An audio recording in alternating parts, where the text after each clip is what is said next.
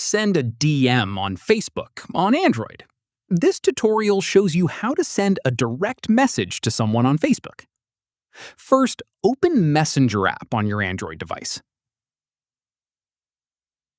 At this point, find the friend you want to message and tap on their name to open the chat page.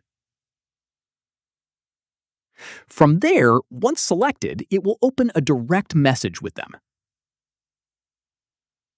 After that, type your message in the text field at the bottom. Once done, tap the Send button to deliver your message. In the next step, if you want to message someone who is not on your friends list, search for their name and find their profile on Facebook.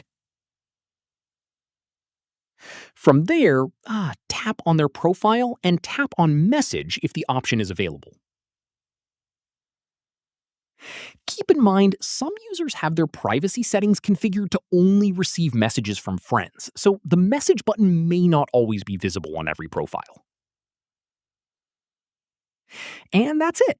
If this guide helped you send a DM on Facebook, give it a like, subscribe for more Android tutorials, and tap the bell icon for updates. See you in the next one.